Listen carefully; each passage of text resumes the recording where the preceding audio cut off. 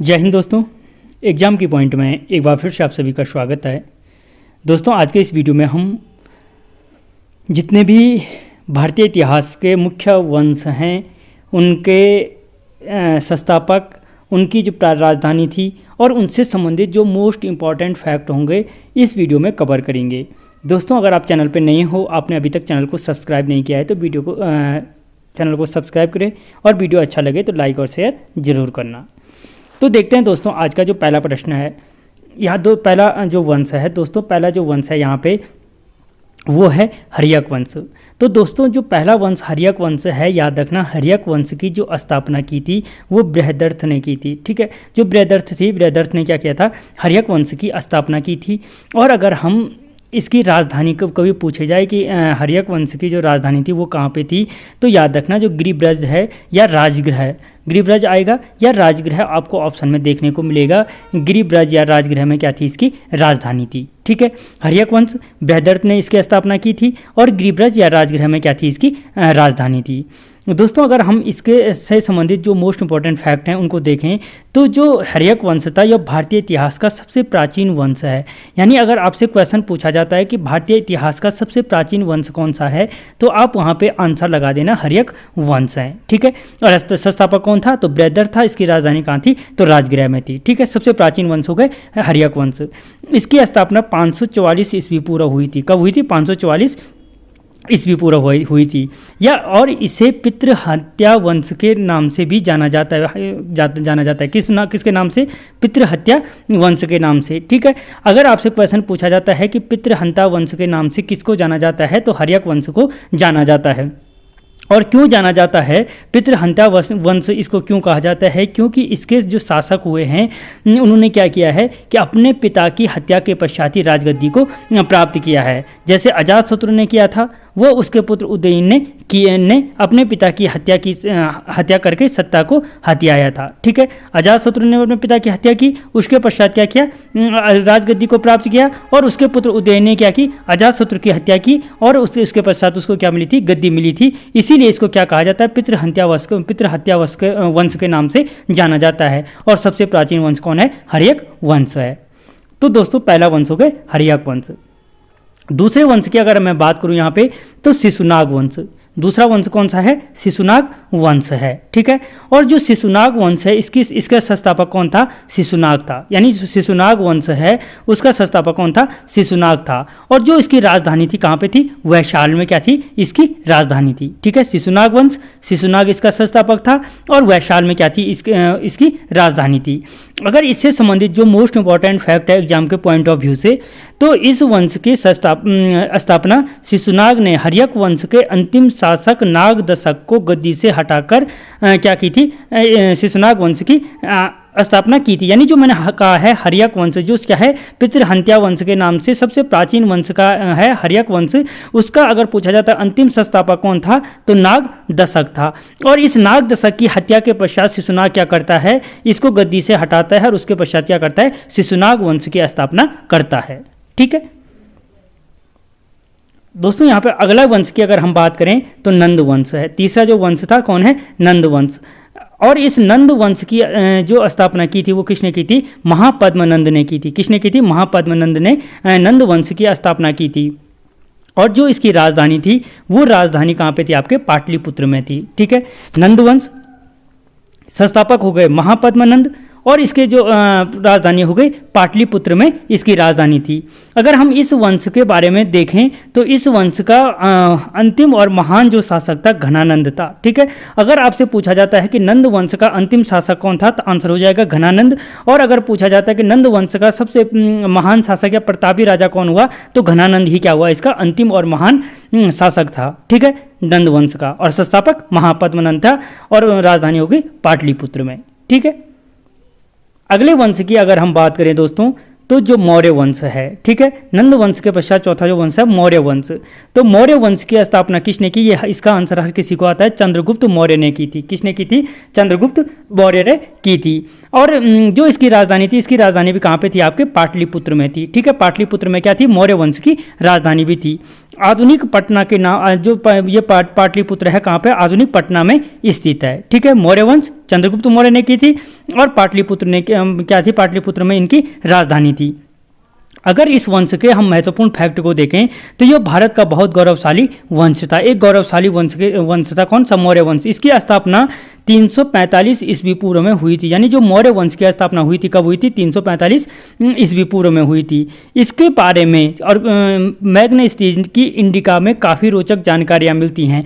यानी अगर आपसे क्वेश्चन पूछा जाता है कि पहले तो मैग्नेस्टीज जो पुस्तक है वो किसकी, मैग्नेस्टीज की जो इंडिका पुस्तक है वो किसकी है, मैग्नेस्टीज की पुस्तक है। और अगर पूछा जाता है कि इंडिका पुस्तक में मैग्नेस्टीज ने किस वंश का वर्णन मिलता है, तो जो मौर्य वंश का वर्णन मिलता है किसमें, मैग्नेस्टीज की इंडिका पुस्तक से किसका वर्णन मिलता है, मौर्य वंश का वर्णन मिलता है। मैग्नेस्टीज की इंडिका पुस्तक से किस वंश की जानकारी मिलती है, मौर्य वंश की जानकारी मिलती है।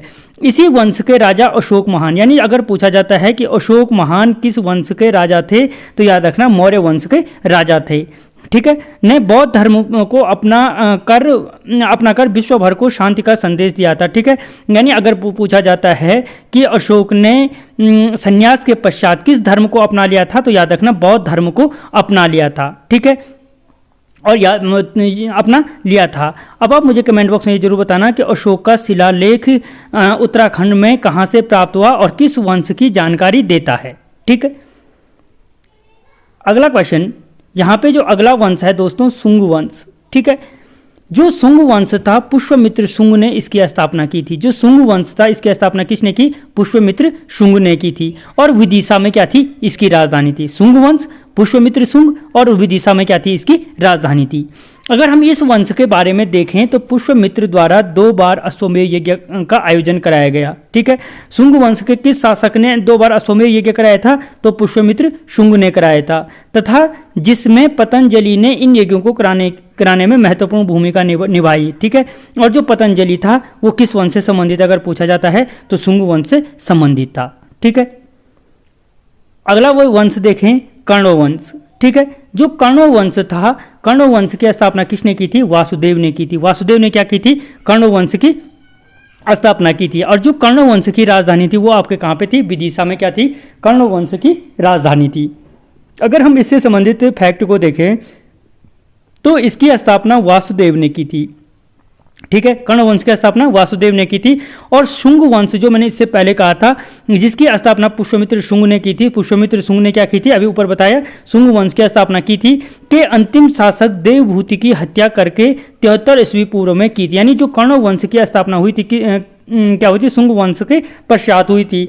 और शुंग वंश का अंतिम राजा था देवभूति। देवभूति की हत्या की थी किसने, वासुदेव ने, और उसके पश्चात क्या किया था, कर्ण वंश की स्थापना की थी। इस वंश का जो अंतिम शासक था सुशर्मा था। यानी अगर पूछा जाता है, क्वेश्चन पूछा जाता है आपसे कि कर्ण वंश का जो अंतिम शासक था वो कौन था, सुशर्मा कौन था, तो आंसर हो जाएगा सुशर्मा था। और अगर पूछा जाता है कि आपसे पूछा जाता है कि शुंग वंश का जो अंतिम शासक था वो कौन था, तो आंसर हो जाएगा देवभूति क्या था, शुंग वंश का अंतिम शासक था। ठीक है, यहाँ पे जो सातवाहन वंश है इसके बाद आता है सातवाहन वंश या आंध्र वंश। ठीक है, तो याद रखना जो सातवाहन वंश या आंध्र वंश है इसकी स्थापना किसने की थी, सिमुक ने की थी। किसने की थी, सिमुक ने की थी। और जो इनकी राजधानी थी प्रतिष्ठान में थी, जो कहाँ पे, औरंगाबाद महाराष्ट्र में है। ठीक है, सातवाहन वंश या आंध्र वंश के नाम से जाना जाता है। सिमुक ने इसकी स्थापना की थी। प्रतिष्ठान औरंगाबाद महाराष्ट्र में क्या थी, इनकी राजधानी थी।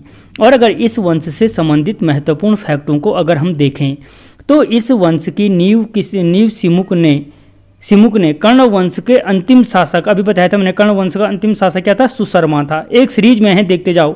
कर्ण वंश के अंतिम शासक सुशर्मा की हत्या करके 60 ईस्वी पूर्व के आसपास डाली थी। ठीक है, यानी जो सातवाहन वंश है, सातवाहन वंश की स्थापना सिमुक ने की थी। और कर्ण वंश के अंतिम शासक की सुशर्मा की हत्या के पश्चात क्या हुई थी, सातवाहन वंश की स्थापना की गई थी। यह वंश काफ़ी प्रतिभाशाली वंश रहा तथा इसमें कई महान प्रतापी शासक है। यानी सात वंश के जो प्रतापी शासक हैं, जिनमें सिमुक पहला हो गए, जिसने क्या किया था, कर्ण वंश के सुशर्मा की हत्या करके नींव डाली थी। सातकर्णी, पूछा जाता है कि सातकर्णी किस वंश से संबंधित हैं, तो सातवाहन वंश से संबंधित हैं। गौतमी पुत्र सातकर्णी। ठीक है, सातकर्णी, गौतमी पुत्र सातकर्णी, विशिष्ट पुत्र पुलुमावी महत्वपूर्ण शासक हैं इसके। ठीक है, और इनके यहाँ हाल प्रमुख साहित्यकार था। ठीक है, इनके यहाँ क्या था, जो हाल था वो प्रमुख साहित्यकार था। इसके द्वारा रचित पुस्तक का नाम गाथा सप्तशती है। अगर पूछा जाता है कि गाथा सप्तशती किस वंश से संबंधित है, तो याद रखना जो सातवाहन वंश है या आंध्र राजवंश है उससे संबंधित है, गाथा सप्तशती है। और इन्होंने शीशे के सिक्के का काफ़ी प्रचलन किया। यानी अगर आपसे पूछा जाता है कि किस वंश ने शीशे के सिक्कों को चलाया था, तो याद रखना जो सातवाहन वंश है या आंध्र वंश है जिसकी स्थापना सिमुक ने की थी, उसने क्या चलाए थे, शीशे के सिक्कों का प्रचलन किया था। शीशे के सिक्कों का क्या किया था, प्रचलन किया था। ठीक है, तो दोस्तों इस वंश से संबंधित महत्वपूर्ण फैक्ट हैं जो एग्जाम के पॉइंट ऑफ व्यू से बहुत ज़्यादा इंपॉर्टेंट है। दोस्तों आपको यहाँ पे वीडियो लाता रहूँगा। अगर वीडियो अच्छा लग रहा है तो लाइक और शेयर जरूर करें। लाइक करने में आपका कुछ नहीं जा रहा है। अगला क्वेश्चन दोस्तों, यहाँ पे अगला जो वंश है वो है गुप्त वंश।